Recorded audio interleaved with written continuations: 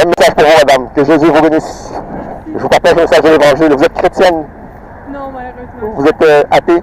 Je vous partage simplement quelque chose en 2 minutes. Moi qui étais athée comme vous, je suis diplômé de Polytechnique en génie. J'ai un bac en droit, une maîtrise en droit. J'ai fait 10 ans à l'université. Beaucoup de connaissances. Mais dans ma vie privée, dans le noir, j'étais dans la perversion de ce monde. Et un jour, le Seigneur m'a interpellé et il est venu me visiter dans ma chambre. Il m'a amené de l'autre côté. Moi, le grand athée scientifique, avocat. Je me suis retrouvé en enfer. L'enfer existe. Moi, j'y croyais pas. J'étais bac en génie, donc c'était le cosmos, le Big Bang, tout ça. Je me suis retrouvé en enfer. Et le Seigneur m'a montré, parce que tu vis dans la perversion de ce monde, tu es séparé de moi parce que tu vis dans le péché. Et c'est là que tu vas terminer ta course.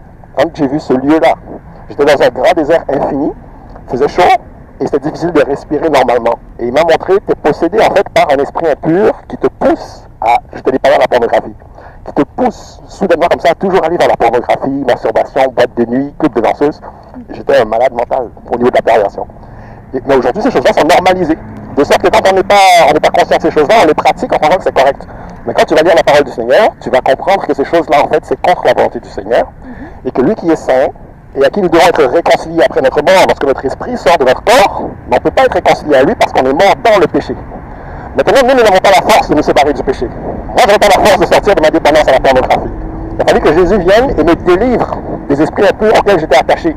Nous avons tous péché. Pour toi, si ce n'est pas la dépendance à la pornographie, c'est autre chose.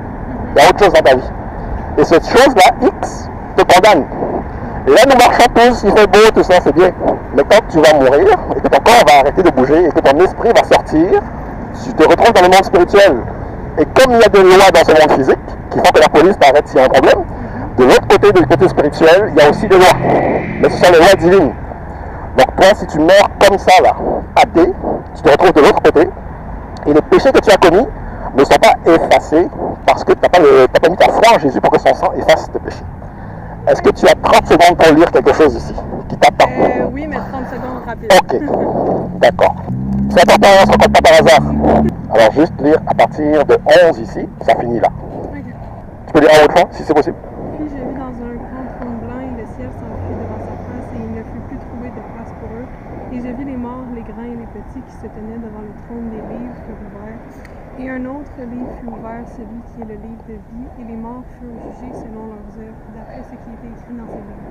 La mer fendit les morts qui étaient en elle, la mort et le séjour des morts fendirent les mots qui étaient en eux, et chacun fut jugé selon ses œuvres. Et la mort et le séjour des morts furent jetés dans l'étang de feu, c'est la seconde mort, l'étang de feu. Quiconque ne fut pas trouvé écrit dans ce livre, la vie fut jetée dans l'étang de feu. Ok.